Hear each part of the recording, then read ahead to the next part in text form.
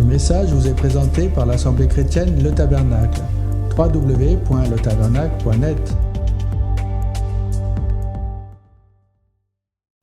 Est-ce que certains ici dans cette salle ont parfois tendance à se sentir faibles dans la foi ?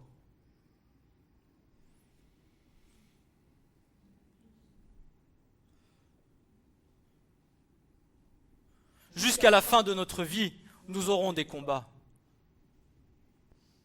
Mais ces combats, nous ne sommes point vaincus, mais nous avons toute victoire en Christ.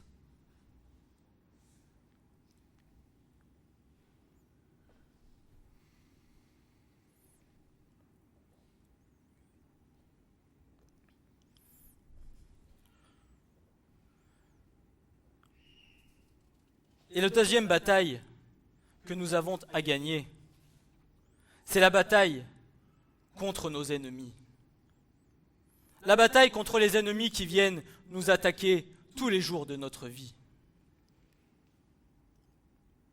Par lesquels, si nous ne sommes point couverts par l'armure de Christ, par laquelle, si nous ne sommes point pleinement remplis du Saint-Esprit, alors nous laissons place à ceux-ci. Une fois la première bataille gagnée, une fois que nous avons eu la victoire contre les tensions internes par la puissance de l'Esprit de Dieu, une autre bataille nous attend, et celle-ci est une bataille qui est encore plus puissante et encore plus profonde dans nos vies.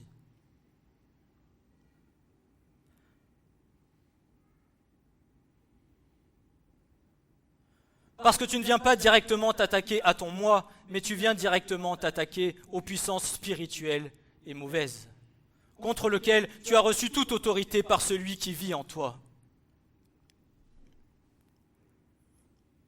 Et ces ennemis sont ceux que nous ne voyons pas, mais qui en viennent à gouverner notre esprit, toutes ces pensées qui viendront avec subtilité, avec ruse, nous murmurant tous les jours des choses que nous avons acceptées comme faisant partie de nous, du genre « tu ne vaux rien, tu échoues toujours ». Tu n'es pas digne de moi, ce n'est pas pour toi, il est trop tard pour changer. Dieu ne peut pas t'utiliser avec ce que tu as fait et toute autre chose encore. Mais sachez d'une chose, frères et sœurs, c'est que toutes ces phrases et ces accusations ne viennent pas de Dieu, mais sont une ruse du diable. Et pourtant, nous avons coexisté avec elles comme si elles étaient à nos côtés. Mais contre ces pensées-là, nous avons reçu toute autorité pour écraser tout ce que Satan veut nous faire croire de ce que nous sommes, alors que nous ne le sommes pas.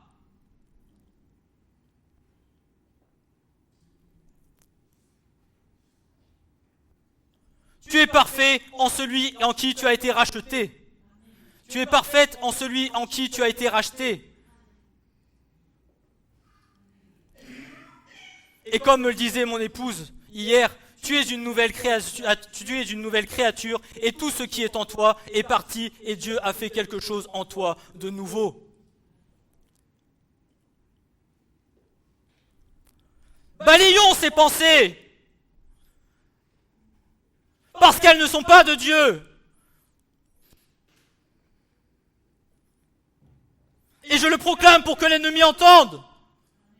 Que ces pensées soient liées et chassées dans l'autorité du nom de Jésus. Et nous avons toute victoire en Jésus-Christ par celui en qui nous avons été rachetés.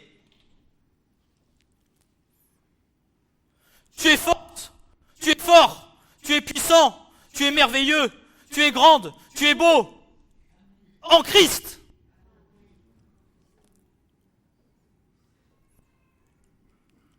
La chair meurt. Mais ton esprit est renouvelé chaque jour par la puissance de l'Esprit de Dieu. Toutes les accusations que tu as reçues, toutes les accusations par lesquelles tu as été détruit dans ton cœur, mais qui sont encore là, qui reviennent, arrache-les!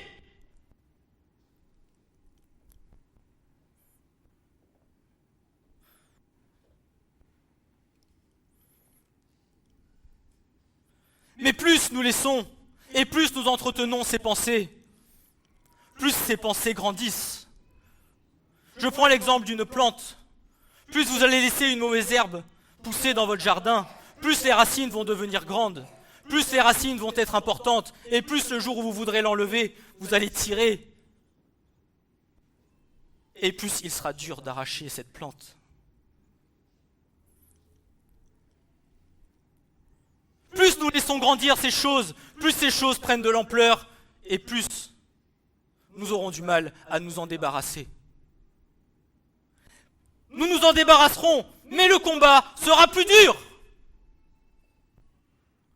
Alors que si d'entrée, dès que le Seigneur vient, nous montre ce que nous avons, et là où nous devons prendre autorité, dès le commencement, alors là, nous venons, les racines sont plus petites, et nous arrachons ce que l'ennemi a semé dans nos cœurs et dans nos vies.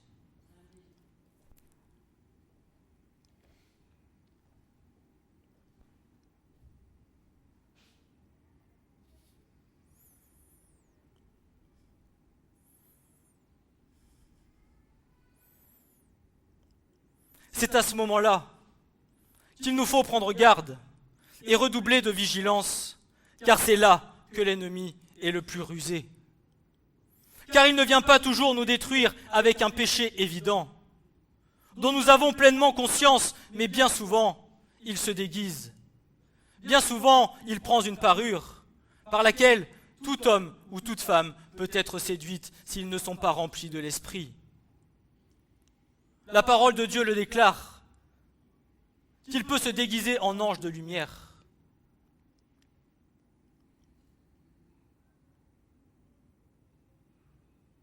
Il se déguise en logique, en réalisme, en prudence mal comprise, venant constamment à nous faire croire que nous sommes dans une autodestruction afin de ne point être vus. Il va te faire croire que par tes pensées, c'est toi qui penses, et que comme c'est toi qui penses, alors c'est toi qui es dans une autodestruction, alors que non, c'est lui qui vient semer en toi ses pensées afin que ton cœur soit détruit, afin que tu viennes à t'éloigner de Dieu, afin que tu viennes à perdre ta foi, afin que tu viennes à perdre toute confiance dans celui par qui tu as été sauvé une fois pour toutes.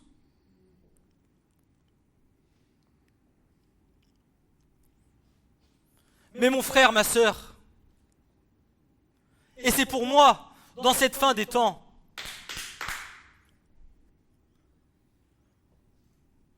le Seigneur veut nous apprendre l'autorité. À travers ces choses, le Seigneur nous apprend le combat spirituel. Prendre autorité contre tout ce qui est encore dans nos vies et pour lesquels nous n'arrivons pas encore à lâcher. À comprendre tout ce qui vient encore, toutes les places que nous avons laissées à l'ennemi, pour lequel nous avons envie et besoin d'être délivrés, d'être déliés. Parce que tant que notre vase sera rempli par des choses mauvaises, alors cette place-là ne sera point disponible pour le Saint-Esprit.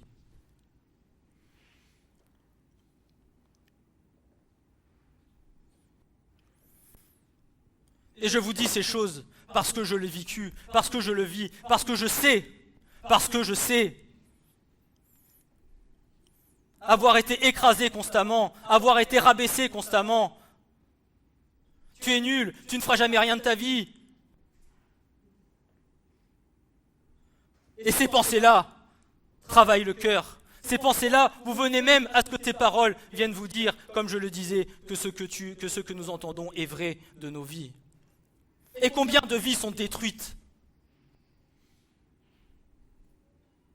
Et combien de vies sont détruites par toutes ces paroles? Parce qu'une seule parole est plus puissante qu'un seul coup de couteau. Une seule parole peut faire plus mal qu'un coup de couteau.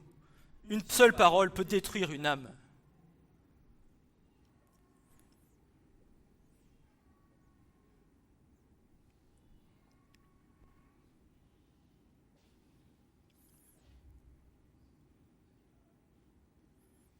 L'ennemi viendra nous convaincre que notre rôle est simplement d'être tranquille, de ne pas nous compliquer la vie et de ne pas trop patienter. C'est avec toutes ces accusations que l'ennemi vient, éteint notre feu, notre conviction et pour finir notre foi, afin de vouloir reprendre totalement le droit sur nos vies et nous éloigner de Christ, par qui nous sommes sauvés et par qui nous avons reçu la vie.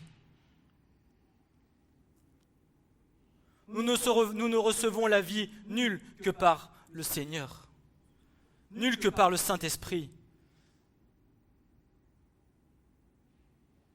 Parce que c'est lui qui habite en nous, alors nous sommes vivants en lui.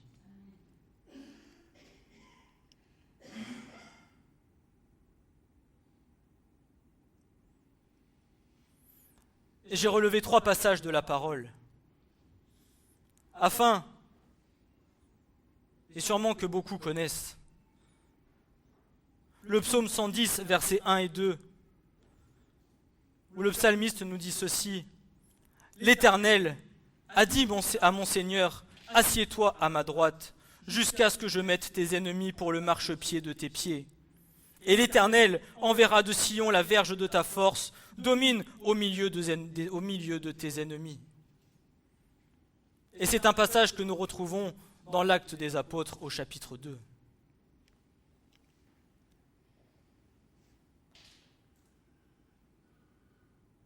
Le deuxième passage, dans l'évangile de Luc, au verset 19, où le Seigneur dira ceci: « Voici, je vous donne l'autorité de marcher sur les serpents et sur les scorpions et toute la puissance de l'ennemi, et rien ne vous nuira. » Et rien ne vous nuira.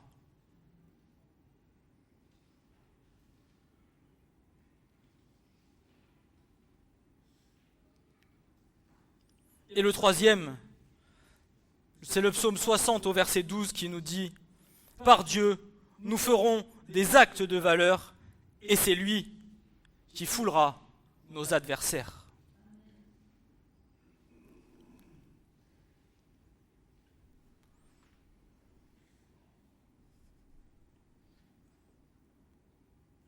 Mais ce que le Seigneur veut, c'est la foi.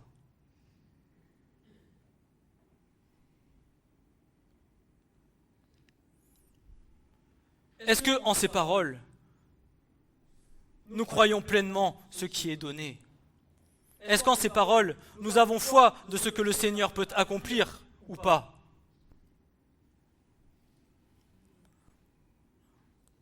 Ou est-ce que nous lisons le verset et nous disons « Oui, d'accord, Seigneur », et 5 minutes après, nous retournons dans nos mêmes pensées?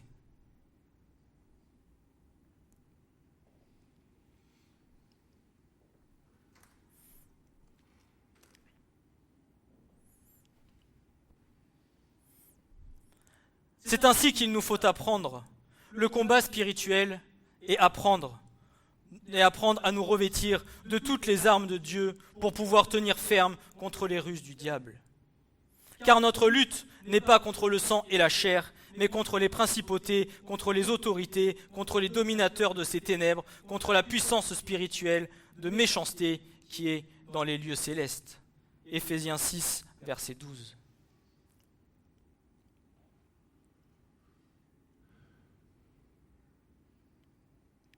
Aujourd'hui, il nous faut le voir tel qu'il est réellement. Un mensonge destructeur, stratégique et systématique, semé afin de nous garder dans une faiblesse perpétuelle. Et ce qui est encore plus grave, c'est que beaucoup de ces mensonges n'ont pas été semés directement par l'ennemi, ils l'ont souvent été par des personnes, des parents, des conjoints, des leaders, des enseignants, des amis, des ennemis qui un jour nous ont dit des mots qui ont perforé notre identité, venant jusqu'à ne plus savoir qui nous sommes réellement.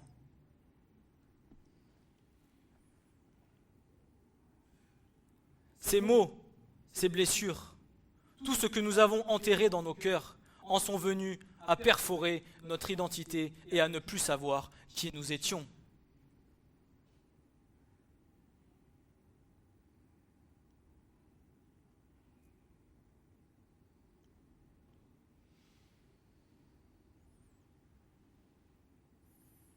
Et c'est souvent ce que j'explique dans mon témoignage.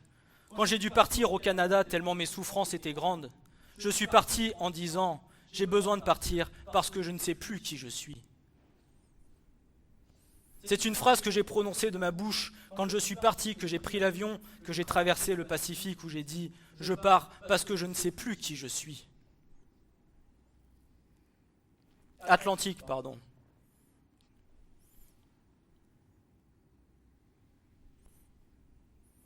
Et parce que je ne savais plus qui j'étais, le Seigneur est venu me chercher et j'ai trouvé en lui mon identité. C'est mon témoignage personnel. Je ne sais pas quel est le vôtre, mais vous le savez très bien. Mais en tout cas, pour ma part, l'ennemi m'avait tellement fait souffrir, m'avait tellement mis au fond du seau, que je ne savais plus qui j'étais. Et le pire dans tout ça, c'est qu'il vient presque à vous faire croire que tout cela vient de vous-même, alors qu'en réalité, ce sont des manigances que lui a prévues afin que nous nous détruisons.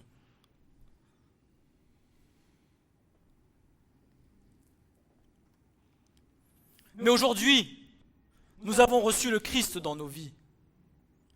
Et toutes ces choses-là, le Seigneur veut nous en libérer, une fois pour toutes.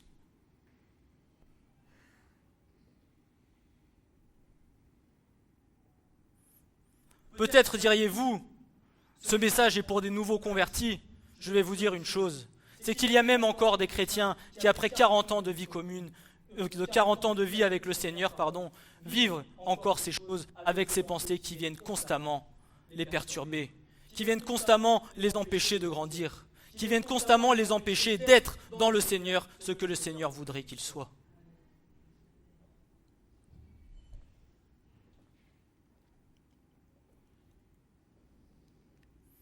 Vous savez, ce que j'ai appris une chose dans la foi, c'est que ce n'est pas parce que ça fait 50 ans que le Seigneur a touché ta vie que tu auras une plus grande foi que celui qui aura été touché il y a 2 ans.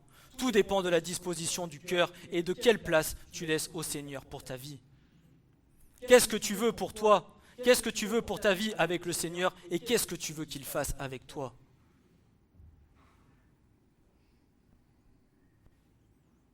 Être accompli et être parfait en lui pour ce qu'il veut faire pour toi ou faire ce que toi tu veux parce que ce que tu veux c'est être agréable à toi-même.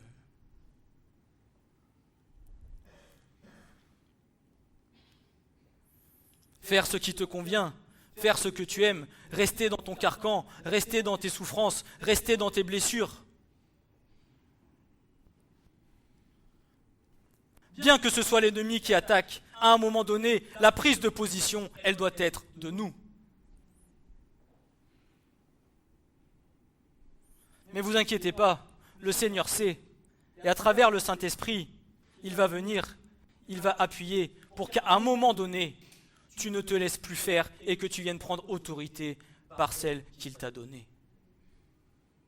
Mais c'est à toi, à moi, à chacun de nous lever, de proclamer, de prier, de louer et d'adorer afin que tout ce qui vient, que toutes nos faiblesses soient liées et chassées au nom de Jésus dans les lieux secs et arides. Parce que c'est là que l'espace qui leur est réservé. Ce n'est pas dans ta vie, ce n'est pas dans ta maison, ce n'est pas dans tes enfants.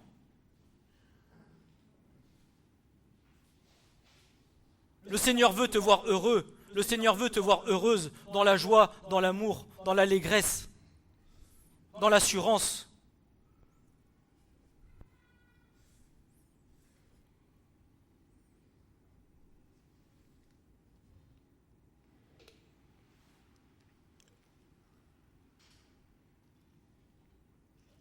Parce qu'à partir du moment où tu as accepté Jésus, notre vie ne nous appartient plus.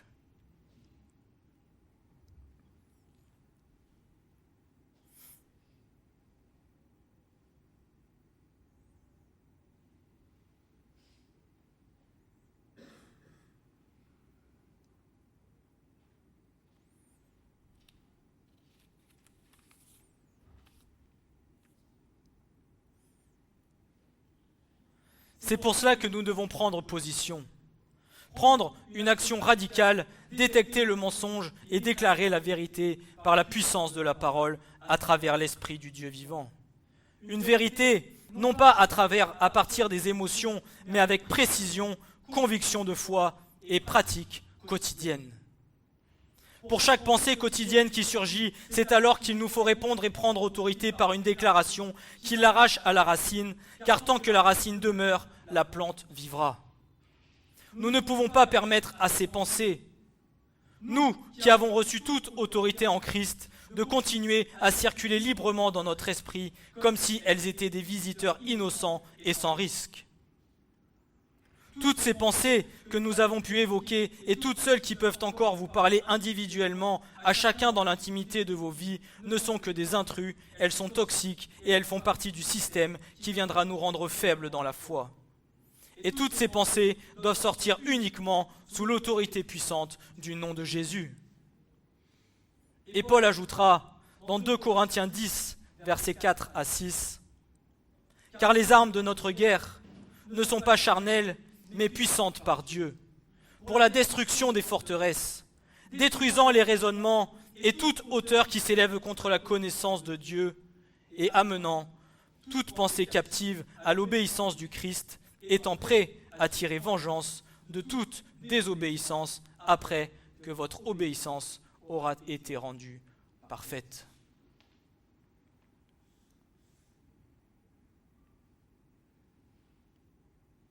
À travers ce passage, Paul nous enseigne que nous pouvons être passifs à travers ce que nous pensons. Nous devons combattre chaque pensée qui n'est pas en harmonie avec la parole de Dieu. Car si nous ne la combattons pas, alors, comme dans tout combat, il y a un vainqueur et un vaincu. Ainsi, si nous ne combattons pas, alors nous serons vaincus. Si nous ne venons pas à la confronter, elle nous affaiblit. Et pendant que nous pensons être prudents, en réalité, l'ennemi, par sa ruse, nous programme à échouer. L'ennemi connaît tout autant la parole de Dieu. Seulement, pour que nous échouons, il vient à nous faire croire des choses, afin de ne point se sentir accusés, mais pour que nous puissions, nous, croire que tout ce que nous croyons vient de nous-mêmes et de nous faire tomber.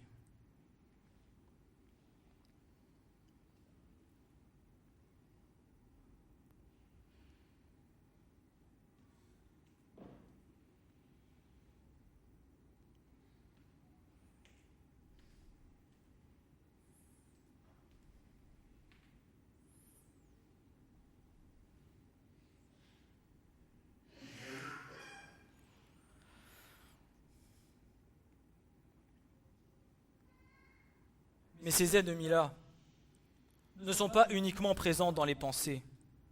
Ils résident aussi dans des schémas, dans des raisonnements et dans des comportements que nous venons à répéter sans même nous en rendre compte. Éviter des conversations importantes, fermer notre cœur chaque fois que quelque chose nous fait mal, réagir avec colère chaque fois que nous sentons que nous ne sommes pas compris, nous retirer émotionnellement quand les choses deviennent difficiles. Tout cela est un système installé à l'intérieur de nous-mêmes, et tant que nous ne parviendrons pas à la briser, nous continuerons à tourner dans les mêmes cycles et les mêmes problèmes, tant que nous ne déciderons pas de prendre autorité. Tant que nous ne venons pas à prendre autorité sur ces choses et à dire « Non Seigneur, je ne veux pas de ça pour ma vie, c'est pas ce que tu veux pour moi Seigneur. Je lis et je chasse toutes ces choses. » Alors constamment et perpétuellement, cycliquement, ces choses reviendront à revenir dans tes pensées, dans ton cœur et dans ta vie.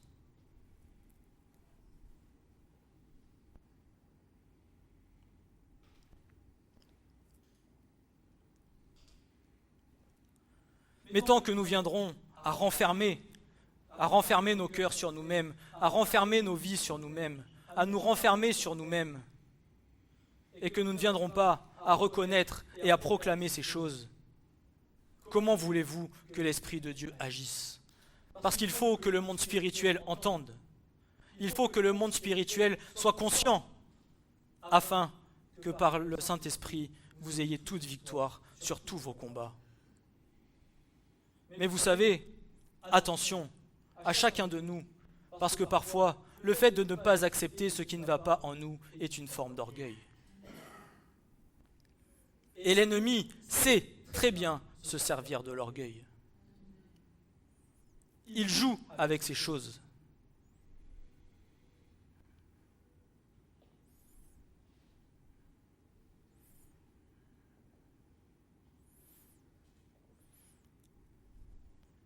Alors n'aie pas peur de proclamer dans tes prières, de proclamer dans tes combats et de prendre autorité que tu reconnais encore tes faiblesses. Mais que par lui tu es plus fort que toute chose et c'est en lui que tes faiblesses deviendront une force. Et tu sais pourquoi ? Parce que si demain un frère ou une sœur vient et passe par le même combat sur lequel toi tu auras eu la victoire, tu pourras lui dire et l'enseigner sur le combat afin que lui aussi soit délivré et ait la victoire sur ces choses.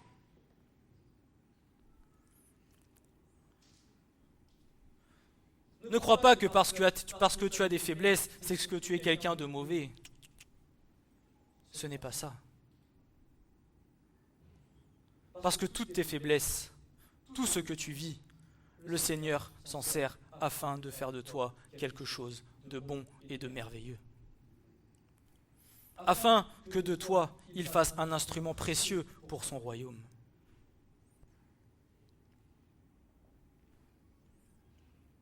Mais le premier pas, comme je l'ai déjà dit, c'est à nous.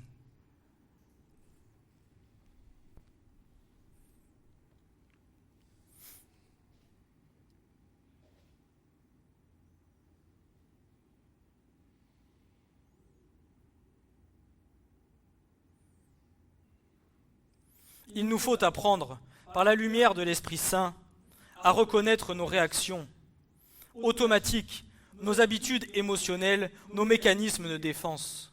Ces réponses automatiques qui sortent de notre bouche sans même que nous ayons besoin d'y penser.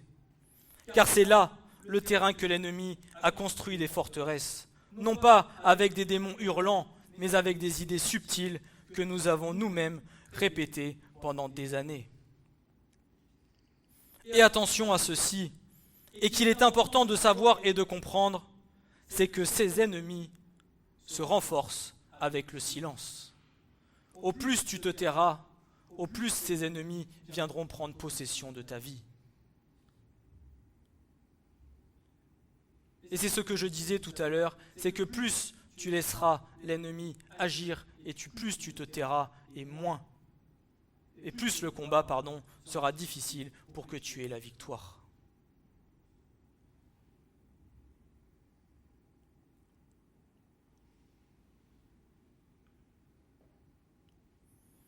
Et c'est pour ça que j'avais dit, il y a plusieurs semaines au début de mon message, quand le Seigneur a touché mon cœur avec ces choses et m'a fait comprendre cela, que je rendrai gloire à Dieu pour tous ceux en qui le Seigneur avait accompli ces choses et sur lesquelles ils avaient pu prendre autorité pour leur vie.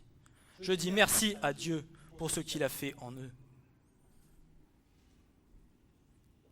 Le Seigneur n'agit pas en même temps pour chacun. Le Seigneur agit au moment opportun. Et lorsque le Seigneur nous fait comprendre, alors c'est là, à nous, de prendre position et de combattre pour avoir la victoire sur ces choses.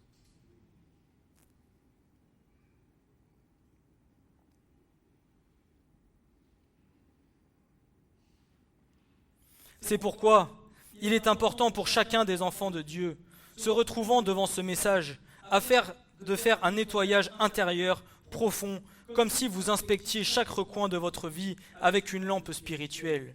Chaque pensée, chaque schéma, chaque blessure qui n'a pas encore été guérie doit être exposée, examinée et confrontée. Chaque blessure qui n'a pas encore été guérie doit être exposée, examinée et confrontée.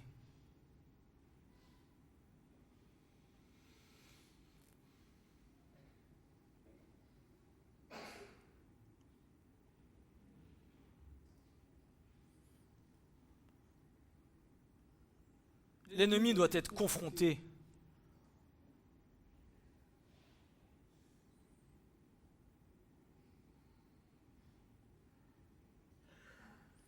À travers cela, il ne s'agit pas de chercher de coupable, mais d'assumer la responsabilité. Car vous n'êtes pas coupable de tout ce qui vous est arrivé, mais en revanche, nous sommes responsables de ce que nous en faisons.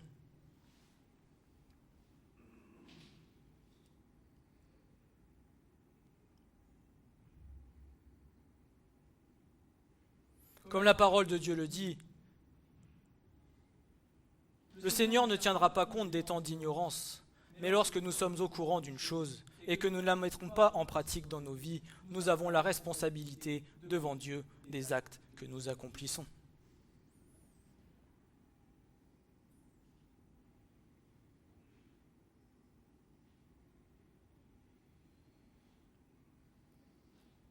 Alors si le Seigneur nous montre, nous explique, nous fait comprendre comment vaincre nos faiblesses, alors prenons et serrons la parole de Dieu sur nos vies afin que nous puissions avoir pleinement la victoire en lui et que nous puissions mettre en pratique ce que nous avons reçu.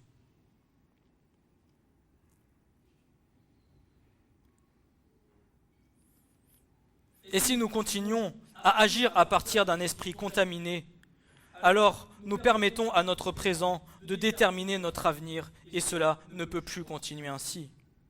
Un chrétien fort n'est pas forcément celui qui n'a pas de blessures, mais c'est celui qui ne permet plus à ses blessures de gouverner ses pensées et d'avoir le pouvoir sur sa vie.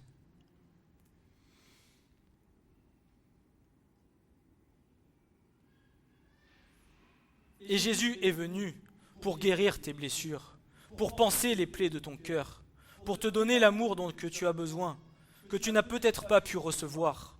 Et il n'y a pas de plus grand amour que celui de Christ.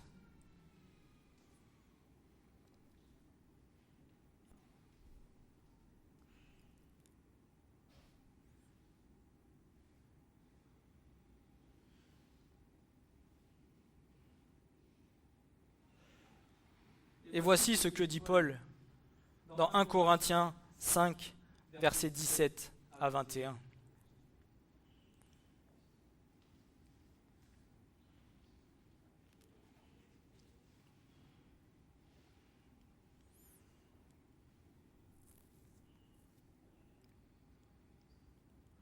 En sorte que si quelqu'un est en Christ, alors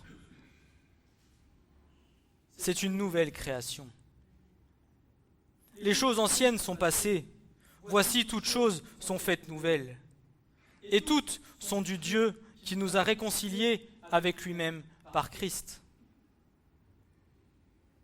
Réconciliant le monde avec lui-même, ne leur imputant pas leurs fautes et mettant en nous la parole de la réconciliation. Nous sommes donc ambassadeurs pour Christ, Dieu, pour ainsi dire, exhortant par notre moyen. Nous supplions pour Christ, soyez réconciliés avec Dieu. Celui qui n'a pas connu le péché, il l'a fait pécher pour nous, afin que nous devincions justice de Dieu en lui.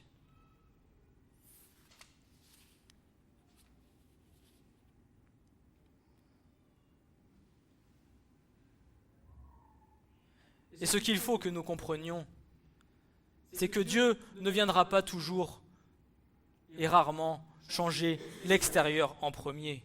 Ce qu'il viendra d'abord transformer, c'est notre être intérieur.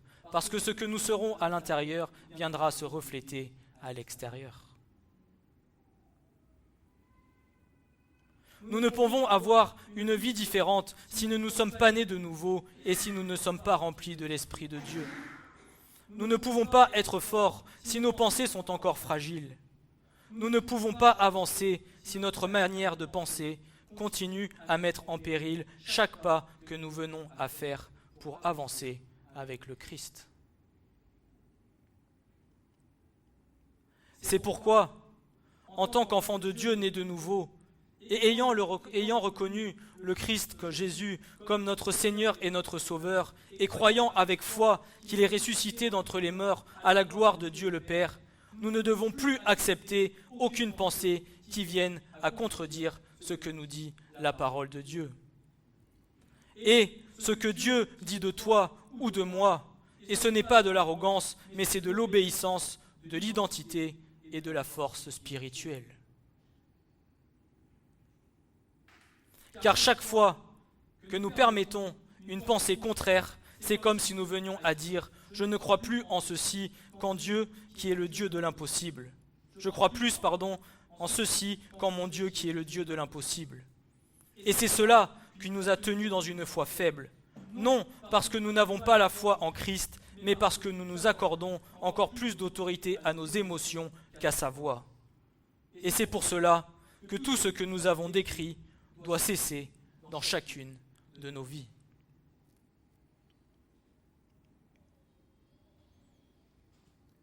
Et c'est pour cela que la foi en la parole de Dieu doit être puissante par Christ. Pas un je crois selon la chair, un je crois selon l'Esprit de Dieu. Un je crois selon la puissance par l'Esprit.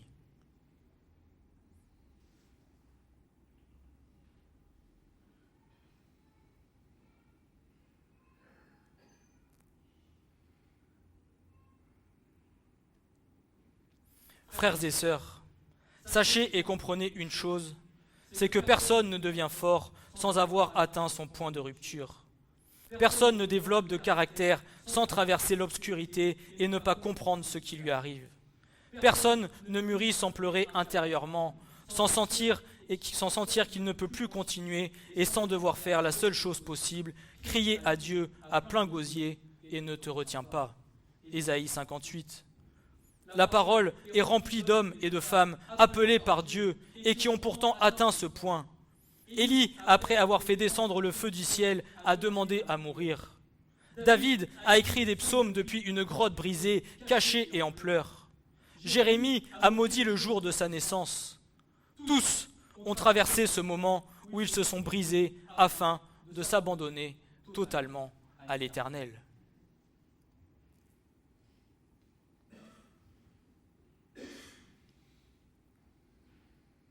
Tu n'es pas une exception. Tu n'es pas anormal. Tu n'es pas imparfait. Tu es homme, femme, serviteur et servante de l'Éternel.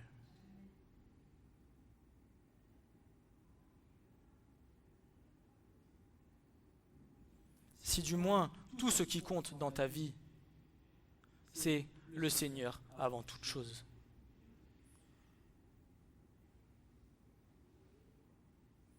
Et si ce que tu désires le plus dans ta vie, c'est d'être agréable chaque jour au Seigneur. Selon la mesure de grâce qui t'aura été accordée. Pas ce que toi tu aimerais, mais ce que lui veut que tu sois pour lui.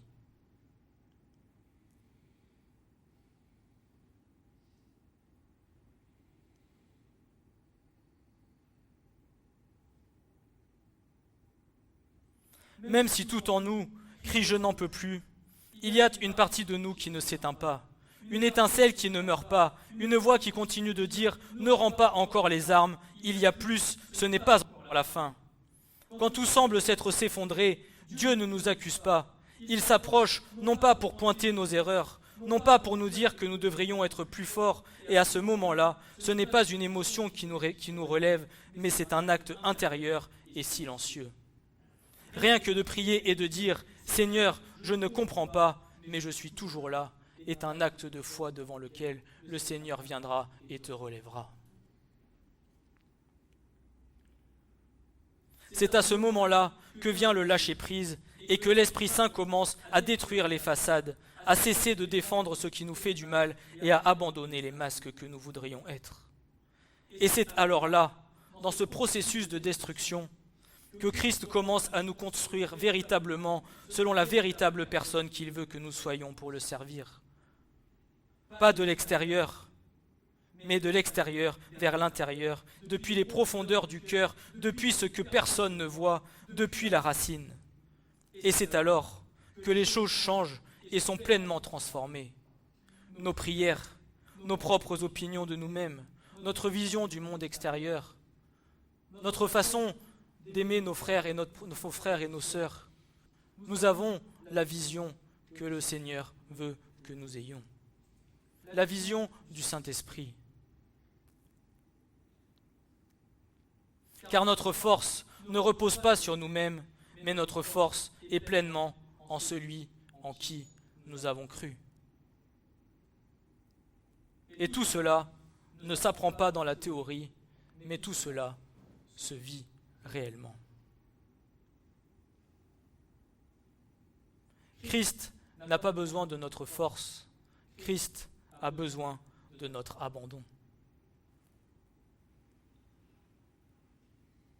Christ a besoin que nous abandonnions notre vie à lui pour que lui puisse agir et nous délivrer de tout ce qui nous rend faibles dans nos vies.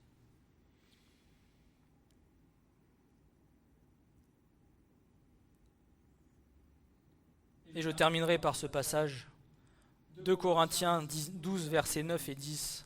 « Ma grâce te suffit, car ma puissance s'accomplit dans l'infirmité.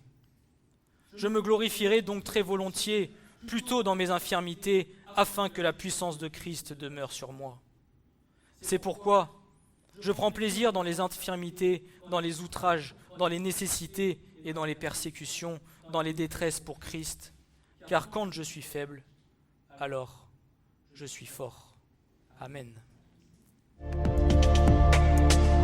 Ce message vous a été présenté par l'Assemblée chrétienne Le Tabernacle. www.letabernacle.net